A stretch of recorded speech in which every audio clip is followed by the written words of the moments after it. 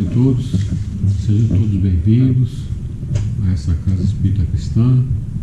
É com bastante alegria que nós nos encontramos aqui na noite de hoje para falar um pouquinho sobre os ensinamentos de Jesus, sobre a doutrina dos Espíritos trazida através da codificação de Allan Kardec e com as mensagens maravilhosas que o nosso Chico Xavier psicografou através de seu mentor Emmanuel. E na noite de hoje nós vamos compartilhar aqui um texto que tem por título Consegues Ir? É o capítulo 5 do livro Fonte Viva. É um exemplar de um conjunto de 4 livros, né? Fonte Viva, Pão Nosso, Vinha de Luz, Caminho, Verdade e Vida. Só de mensagens onde Emmanuel analisa as passagens do Evangelho de Jesus, as passagens de Paulo. São lições maravilhosas. E nesse capítulo de hoje, Consegues Ir? Ele foi buscar inspiração numa passagem de Jesus que está no capítulo 11, versículo 28. Ele pegou só o comecinho do título aqui, Vinde a mim. É uma passagem de Jesus, onde esse capítulo até é um capítulo bastante curto, né? Tem 30 versículos, esse aqui é o 28, onde ele pegou. Onde Jesus diz o seguinte, né? Vinde a mim todos os que estão cansados e oprimidos, e eu vos aliviarei. Tomai sobre vós o meu jugo e aprendei de mim, que sou manso e humilde de coração, e encontrareis descanso para vossas almas. Bonito, né? Porque o meu jugo é leve e o meu jugo é suave e o meu fardo é leve. Então Jesus nos promete consolações. E a doutrina dos Espíritos vem através do Consolador, há 167 anos, né, foi lançado esse marco por Allan Kardec em 18 de abril de 1857 com o Livro dos Espíritos. É um livro de perguntas e respostas que Kardec fez aos Espíritos, e no final do livro tem as leis morais, onde Kardec perguntou para os Espíritos sobre a sociedade, sobre a lei de progresso, sobre a lei de destruição. Então é um livro bastante interessante, né, que a gente pode dividir em 2 partes. A primeira parte, perguntas relacionadas à vida espiritual, né, o que ocorre, quem é Deus e assim por diante. A primeira pergunta é que é Deus, né? E os Espíritos respondem para Kardec: Deus é a inteligência suprema, causa primária de todas as coisas. E as perguntas das mais diversificadas. Mas no final fala das leis morais que regem a nossa sociedade, lei de justiça. Então é muito importante. Quem quiser conhecer um pouquinho mais da doutrina, participe dos cursos. A partir do ano que vem a gente vai estar retomando alguns deles. Estamos com alguns cursos aqui também agora. Mas é importante que às vezes a leitura isolada não nos faculta todo o entendimento. Por isso que a gente precisa ter um trabalho de equipe, de grupo, né? Embora a gente consiga isso também na internet, e está tendo muitos cursos em algumas casas online. Mas Jesus fala sobre a vida futura. Foi essa questão que Jesus veio trazer para as pessoas aflitas, oprimidas, enfermas, as viúvas, os órfãos, os pobres, né? Então Jesus veio trazer uma consolação para todos aqueles que se encontram em desespero também. Se nós analisarmos a história da humanidade ao longo dos séculos, nós vamos ver que intelectualmente nós progredimos muito.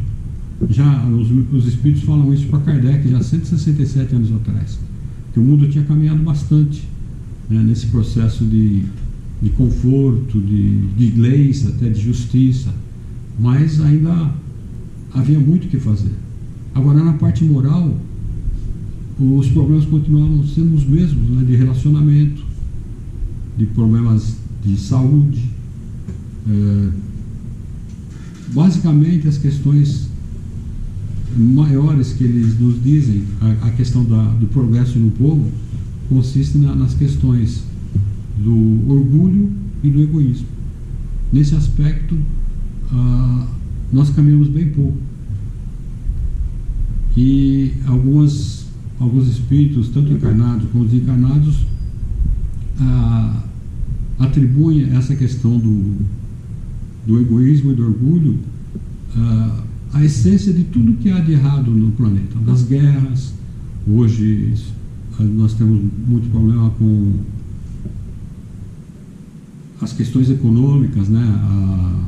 Os desvios de verba e assim por diante. Mas por quê?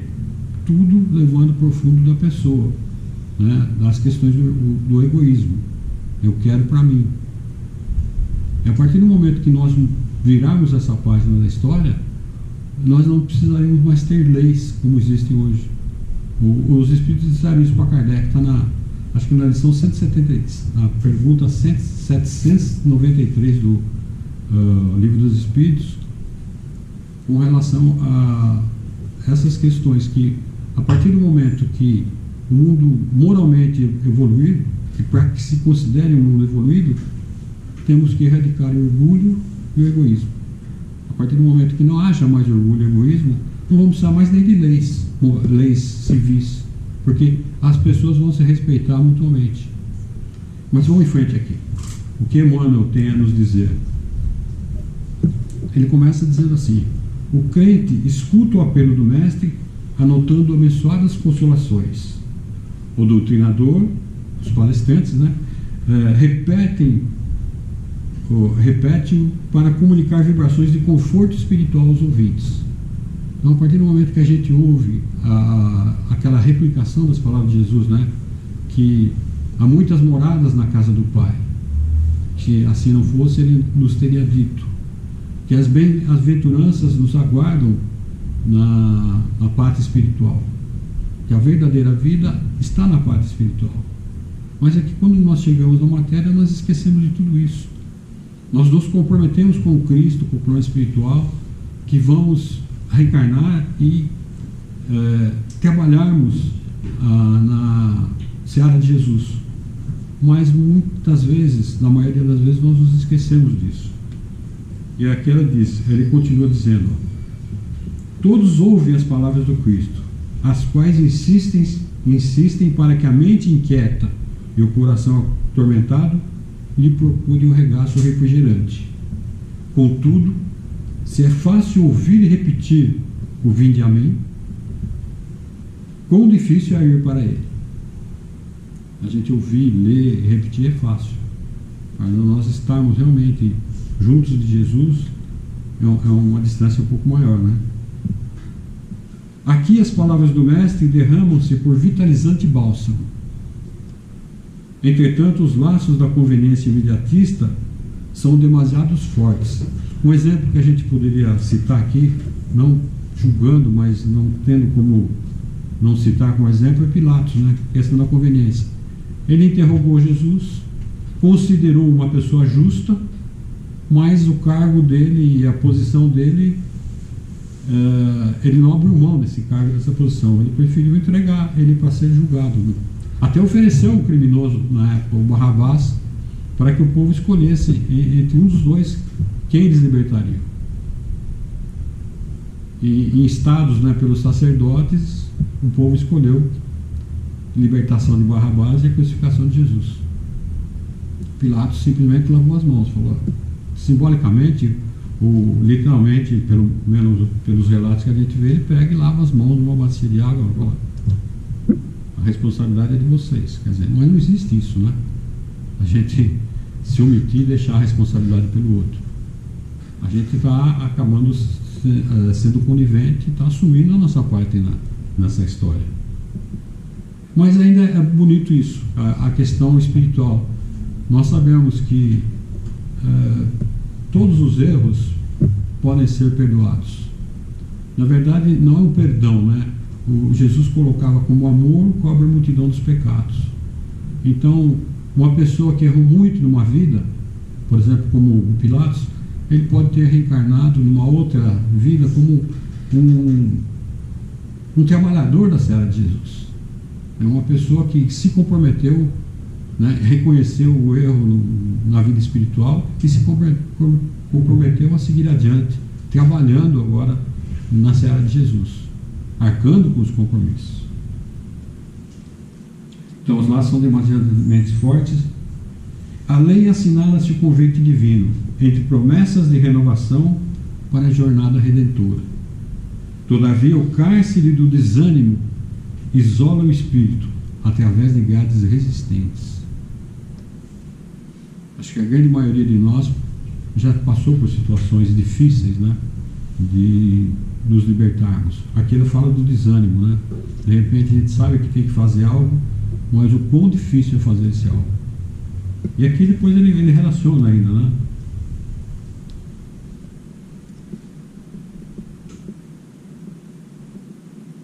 Através de grades resistentes, acolá o chamamento do alto ameniza as penas da alma desiludida. É que eu acabei de dizer, né?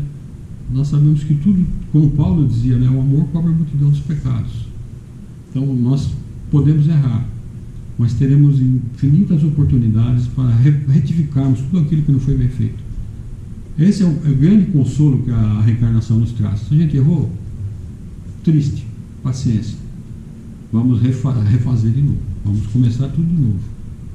Então não existe a condenação eterna, né? Só depende de nós trilharmos esse caminho mais rapidamente, sofrendo menos tribulações, ou demorarmos um pouco mais.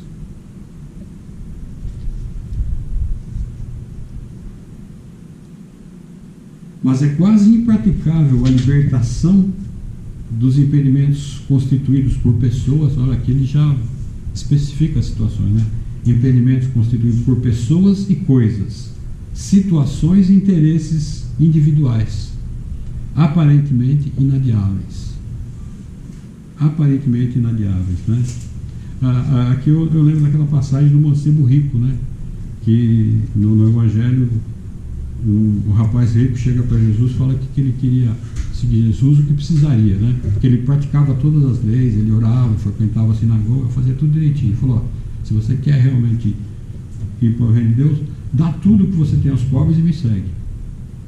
Aí ele não conseguiu se desfazer de todos os bens para seguir a Jesus. Aí que Jesus diz, né? É mais fácil passar um camelo pelo buraco da agulha do que um rico entrar no reino dos céus. É uma figura que a gente sabe, né? Impossível passar um camelo, mas há relatos que eles falam que era um pelo de camelo passar na agulha, que era um pelo grosso, era um tipo de linha que eles tinham, mas era uma linha grossa. Mas de qualquer forma ficou a figura aí, que da dificuldade de se desprender de determinadas coisas, de pessoas, de coisas. Até interessante, né? Vou relatar, é bem rapidinho, o tempo está estourando. Do livro Os Mensageiros, como passou no filme isso, né? No filme foi uma coisa bem resumida. Mas no livro tem uma questão assim de uma instituição do plano espiritual que recebe as pessoas desencarnadas que não vão já para um local mais adiantado, mas que se encontram ainda enfermas, vamos dizer assim, e que carregam consigo ainda esse comportamento da matéria. Então as pessoas, por exemplo, estão lá desencarnadas e querem voltar para ajudar a família com as questões materiais, de herança, de muitas vezes de situações que foram passadas a perna, questões de relacionamento, né, de traições, né, e às vezes as pessoas estão lá na instituição, já tiveram méritos para estar lá, mas eles querem voltar para a matéria para tentar resolver essas questões ainda. E o encarcerado da obra foi uma pessoa também que foi muito prejudicada, mas é uma pessoa de uma capacidade, vamos dizer assim, de entendimento muito grande para poder conversar com essas pessoas e dissuadi-las de que não era o momento oportuno para elas voltarem para a matéria, sem mentir, né? Sem ser muito rigoroso, mas também não cedendo a essa situação, que realmente não poderia ceder, né? Deixar que as pessoas viessem para cá como os obsessores das famílias, né? Como existem muitos casos. Vamos em frente.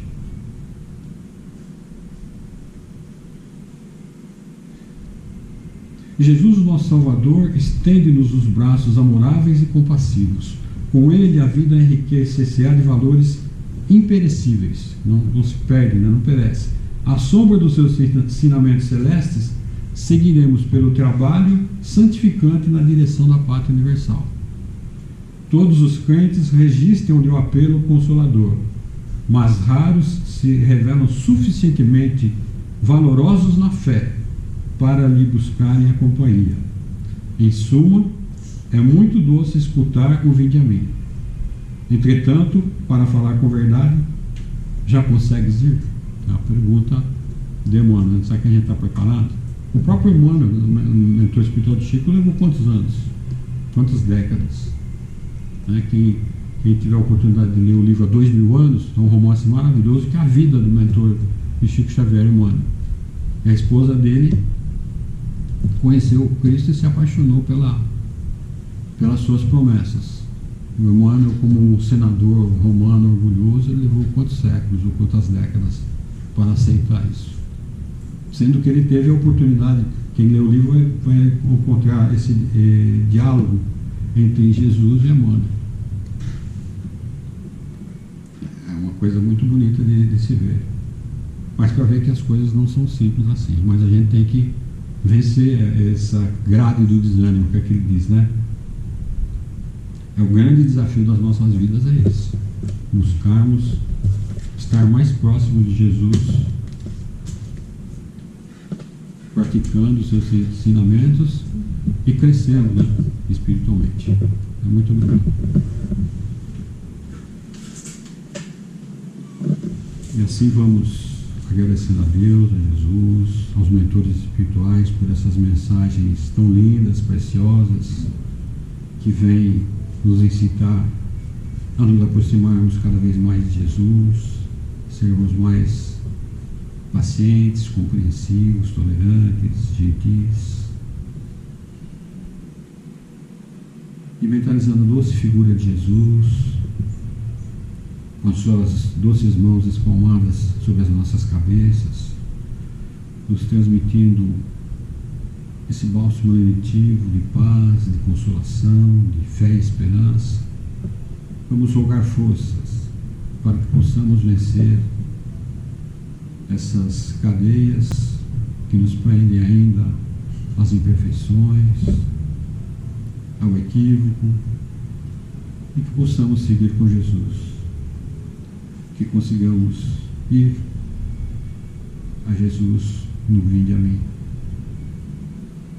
que a sua paz envolva os nossos corações, extensiva a todos os nossos familiares, amigos, vizinhos, parentes, a todos os moradores dessa grande metrópole, do país, do nosso planeta, e que possamos sair daqui hoje com a fé e a esperança revigorados, que possamos caminhar agradecendo a Jesus, possamos endereçar aquelas pessoas que cruzarem os nossos caminhos uma irradiação de paz, de alegria, que a dor do nosso semelhante possa ser amenizada, que a palavra de Jesus, que a sua mensagem de fé e esperança possam se multiplicar pelo planeta. E assim vibramos pelos enfermos, pelas criancinhas, pelos encarcerados, pelos governantes, para que possam tratar os seus semelhantes com mais justiça, com mais amor, a todos os seus dirigidos. Vibramos pelo planeta para que a luz e o amor de Jesus prevaleçam. Que abençoe, que Jesus abençoe a natureza, e pedimos a fluidificação da água nos copos, nos recipientes lá na entrada, que neles possam ser contidos todos aqueles elementos sutis tão imprescindíveis ao nosso refazimento físico e espiritual. Uma vez mais, com aquela prece doce que Jesus nos deixou, encerramos essa primeira parte da tarefa nesta noite. Pai nosso que estais nos céus, santificado seja o vosso nome, venha a nós o vosso reino, Seja feita a vossa vontade, assim na terra como no céu. O pão nosso de cada dia nos dai hoje. Perdoai as nossas dívidas, assim como nós perdoamos aos nossos devedores. E não nos deixeis cairmos em tentações, mas livrai-nos do mal. Que assim seja, com as bênçãos e graças a Deus.